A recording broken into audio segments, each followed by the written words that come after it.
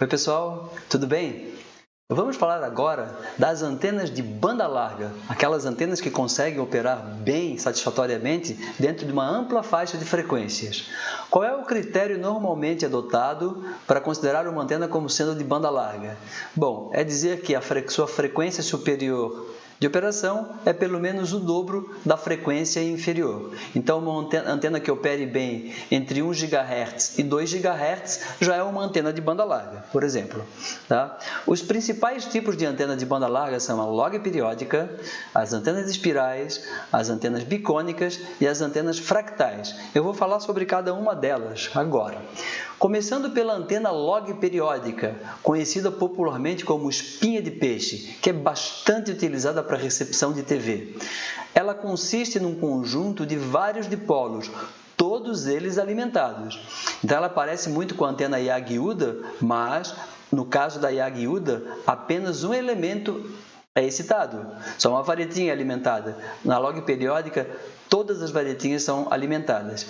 E no caso da antena log periódica, os comprimentos de cada elemento, também o espaçamento entre eles, seguem uma progressão geométrica. Então, se eu pegar o tamanho desse elemento e dividir pelo próximo, dá um número, que é uma razão.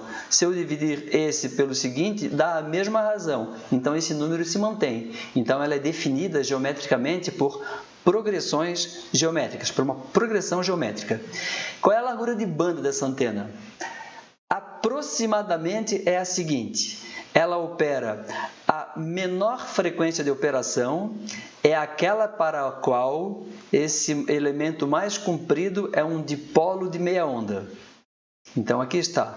A frequência inferior, então, ocorre quando esse comprimento maior aqui, L maior, corresponde a meio comprimento de onda. E a frequência superior ocorre quando esse menor elemento aqui, L menor, corresponder a meio comprimento de onda. Então, isso aqui é aproximado, tá? Mas, de maneira geral, isso dá uma boa estimativa da faixa de frequências na qual essa antena opera. Então, ela é limitada pelo comprimento do maior e do menor elemento. Na verdade, e se por acaso ela receber uma frequência que está aqui dentro dessa faixa? Digamos que ela receba uma onda cuja frequência faça com que esse elemento aqui, que eu estou sinalizando, tenha meio comprimento de onda. Então, nesse elemento, ele vai ser o elemento ressonante, ele vai ser o elemento mais ativo do conjunto. A corrente induzida aqui, ó, vai ser a mais intensa. Esse daqui vai funcionar como refletor e os outros como diretores.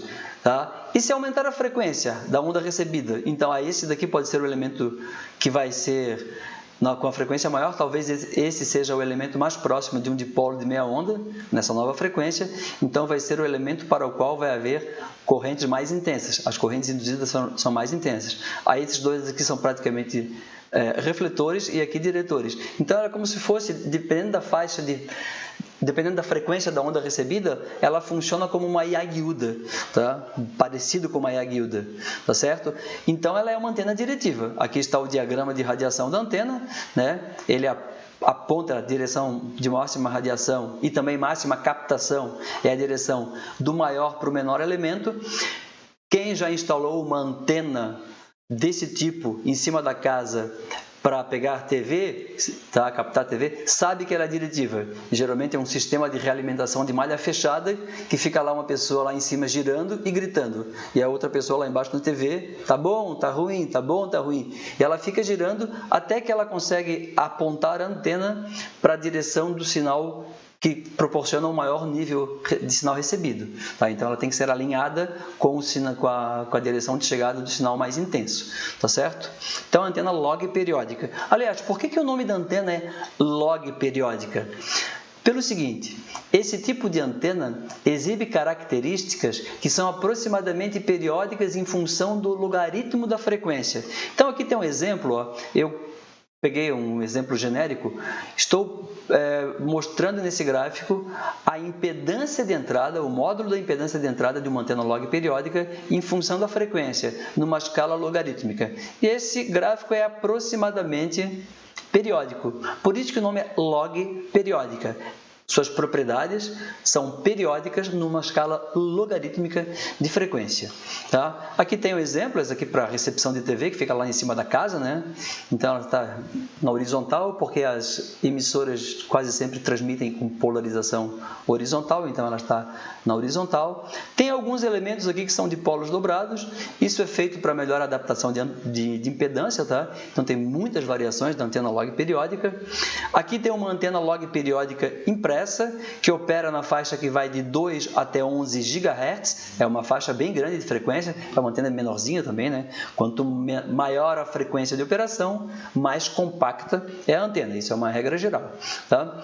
Aqui nós temos uma outra antena log periódica, pode ser utilizada para recepção de TV, ou pode ser também utilizada, algumas antenas log periódicas, elas são muito utilizadas para ensaios de compatibilidade eletromagnética, para verificar quanto de radiação eletromagnética um determinado aparelho eletroeletrônico está jogando para o ar. Existem normas para isso, que limitam a poluição eletromagnética máxima. E os ensaios são sempre feitos utilizando antenas de banda larga, porque as normas estabelecem limites máximos para uma ampla faixa de frequências. Em vez de utilizar várias antenas e ficar trocando, eu utilizo uma única antena de banda larga e faço toda a medição. E a antena log periódica é uma das mais utilizadas, na verdade é a mais utilizada para esse tipo de coisa. Essa daqui da foto opera entre 80 MHz e 1 GHz, 1000 MHz, e o ganho dentro dessa faixa varia entre 4,5 e 7,5 dBi. Não é um ganho muito elevado, o objetivo dessa antena não é ser muito diretiva, é, sobretudo, ter banda larga, ainda que ela seja também diretiva. Essa daqui é uma antena log periódica para recepção de TV digital, tá? Então ela consegue captar canais, tanto os canais analógicos antigos, que é do 2 até 13, até os canais superiores de UHF, então ela pega tanto a faixa de UHF, de VHF, 2 até 13, faixa VHF, e os canais acima de 14 até 69, faixa de UHF. Então é uma antena que tem uma ampla faixa de frequência. No caso aqui, como é utilizada para recepção de TV doméstica, a impedância de entrada da TV é 75 ohms, então essa antena tem uma impedância de 75 ohms para que seja casada com a linha de transmissão conectada a ela. Tá certo? Log periódica. A próxima antena de banda larga é a antena espiral. A antena espiral, uma das vantagens é que ela tem possibilidade de obter polarização circular. Então, na verdade, é como se fosse um dipolo em que os dois braços do dipolo são enroscados um dentro do outro numa espiral. Isso proporciona banda larga. Essa daqui do exemplo funciona entre 400 MHz e 2 GHz, com pouca variação dos seus parâmetros. Aqui tem outro exemplo, né? É a mesma antena vista de ângulos diferentes. Então a alimentação vem aqui embaixo, uma alimentação coaxial. Essa é uma antena espiral impressa, tá certo? Ela opera entre 2,4 e 5,8 GHz, tem polarização circular e tem um ganho razoável de 3,5 dBi. Existem diferentes tipos de antenas espirais. As mais comuns são a espiral arquimediana. Por que esse nome? Porque a gente pode olhar isso aqui como se fosse um gráfico de uma função polar. E aqui está o gráfico de uma função polar. E uma espiral chamada espiral arquimediana tem essa equação. O raio é A mais B θ. Θ é o ângulo. O gráfico de uma função polar. A e B são constantes. Significa dizer que o raio da espiral aumenta linearmente com o ângulo. Tá? A espiral arquimediana. A outra espiral é a espiral equiangular ou logarítmica. Então, está vendo aqui, ó, o raio aqui da espiral cresce mais rapidamente. Ele cresce exponencialmente com o ângulo θ. Então, as duas são utilizadas na prática. Tá certo?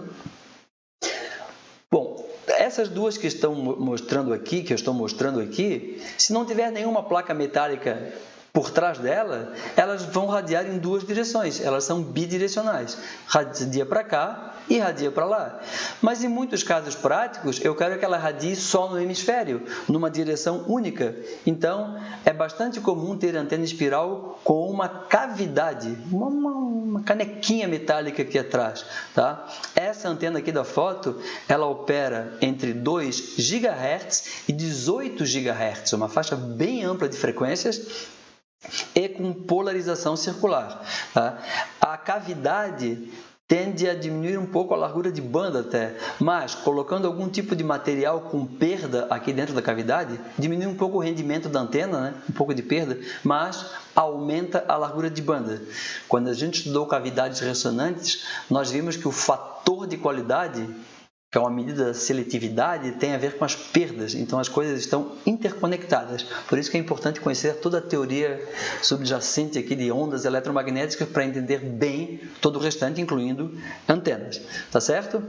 Aqui nós temos uma espiral quadrada, né, retangular, também bem pequena, impressa, planar, opera entre 1,2 e 3 GHz. Aqui é isso daqui, se o pessoal mais velho sabe do que se trata, né? Isso aqui é para espantar mosquito, mas não tem mosquito aqui, então isso aqui não é uma antena. Aqui é uma antena, tá certo? Então aqui eu tenho uma antena espiral impressa, alimentação aqui em cabo coaxial entra aqui e tem uma trilha de circuito impresso, fecha a espiral e isso radia uma onda eletromagnética. Por que a antena espiral tem banda larga? O fato de pegar o dipolo e enroscar um no outro, os dois braços, faz com que tenha banda larga. Bom, parte da resposta está dada aqui, ó. Aqui eu tenho uma antena espiral, estou iluminando essa antena com uma onda eletromagnética. Estou variando a frequência dessa onda eletromagnética e quero saber como que a corrente vai ser induzida nas trilhas aqui, nos braços dessa espiral. Então, quando a frequência de meio GHz, 500 MHz, tá, o comprimento de onda aqui é meio GHz, se fosse 1 GHz seria 30 centímetros, então é 60 centímetros, tá? Um comprimento de onda de 60 centímetros. A parte mais externa dos condutores é onde tem as correntes mais intensas. O miolo está subaproveitado. À medida que eu vou aumentando a frequência da onda, o comprimento de onda vai diminuindo, as correntes tendem a ir mais para o miolo da antena. Então, aqui em 2,5 GHz, os elementos externos têm pouca corrente e as correntes são mais intensas, mais próximas do miolo. Então, a antena espiral, dependendo da frequência que incide sobre ela, ela tem diferentes regiões mais ativas, regiões em que eu tenho correntes mais intensas. Então, isso depende da frequência, dependendo da geometria da antena, ela consegue operar bem numa faixa de frequências mais ampla, tá certo? Então, falamos da log periódica, falamos da espiral, vamos falar agora da antena bicônica. Já até comentamos rapidamente sobre a antena bicônica quando estávamos falando sobre as antenas do tipo dipolo. Então, aqui eu tenho uma antena bicônica, então eu tenho um cone para a esquerda e um cone para a direita. Bastante comum simular os cones através de varetas, e essa antena bicônica, essa da foto, é utilizada para ensaios de compatibilidade eletromagnética, para captar radiação de aparelhos, para verificar quanto eles emitem de radiação em cada frequência.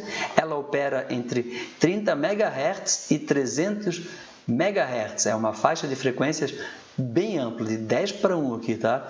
Na verdade, daria para mostrar que se esses cones fossem infinitos para os dois lados, a impedância dessa antena seria constante, independentemente da frequência. Dependeria apenas desse ângulo de abertura aqui. Então, teria uma largura de banda, do ponto de vista de casamento de impedâncias, uma largura de banda infinita, tá certo? Mas, claro, não se usa cones infinitos, a gente trunca os cones, então a largura de banda é grande, mas é finita. E essa antena, o diagrama de radiação é rosquinha, igual ao de um dipolo. Tá? Quando eu falo diagrama de radiação, eu estou falando também diagrama de captação ou recepção.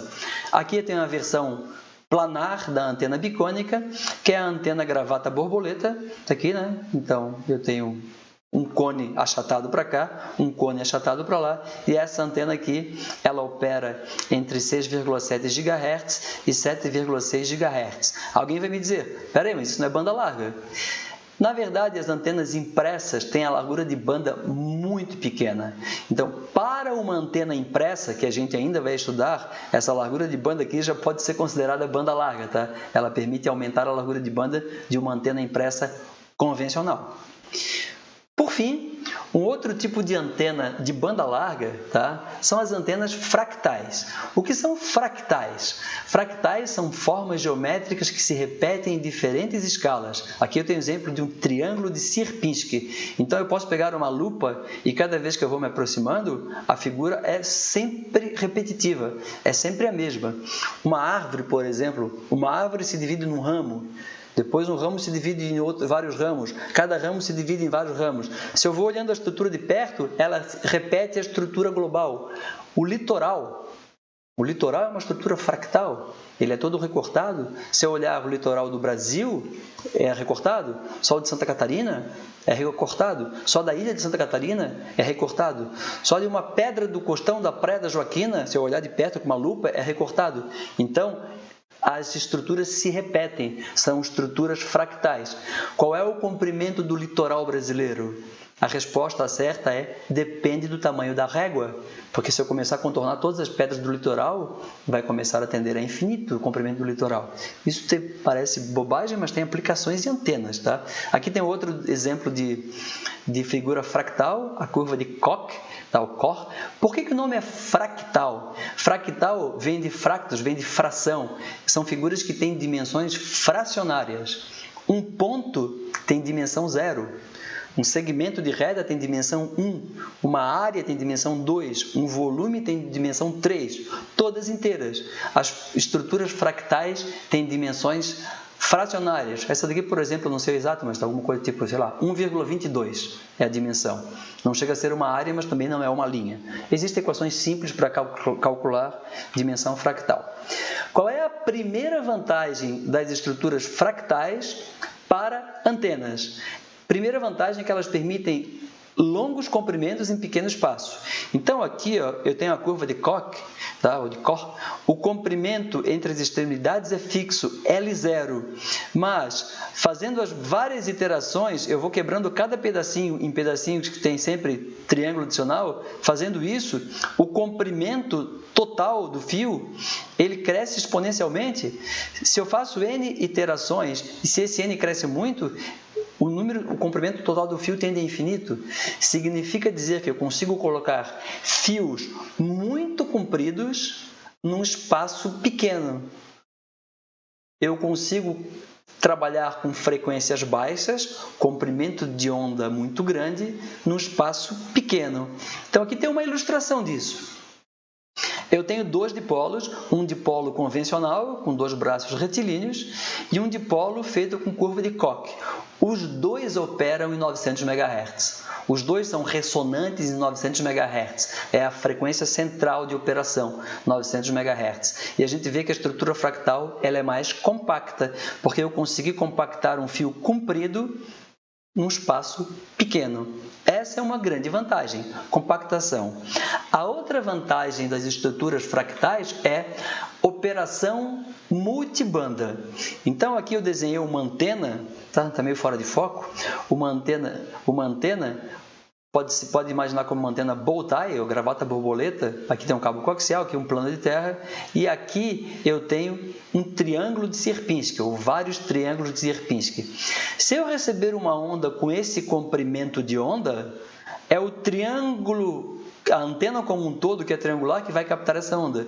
Se eu receber uma onda com outro comprimento de onda, são outros pedaços da antena com outros tamanhos triangulares que vão receber. E assim sucessivamente. Como ela se repete em diferentes escalas, a geometria da antena, o seu funcionamento se repete em diferentes escalas de comprimento de onda, ou seja, em diferentes bandas de frequência. Então, aqui ó, eu tenho uma antena bow tie, feita com triângulos de Sierpinski, figuras fractais, e aqui eu tenho o diagrama de radiação dessa antena.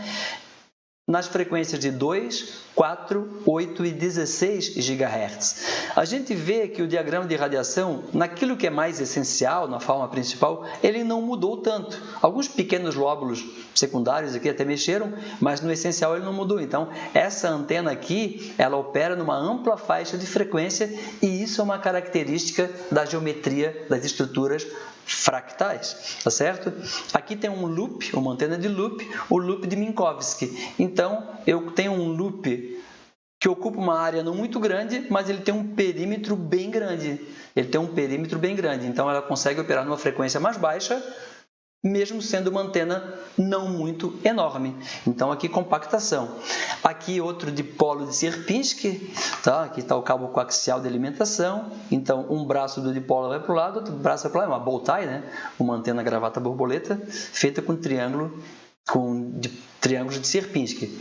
Aqui eu tenho o tapete de Sierpinski, então em vez de fazer vazar triângulos vaso quadrados, posso fazer isso várias iterações. Depois de fazer tantas iterações, no final vai ter tanto furo que isso aqui vai deixar de ser uma área.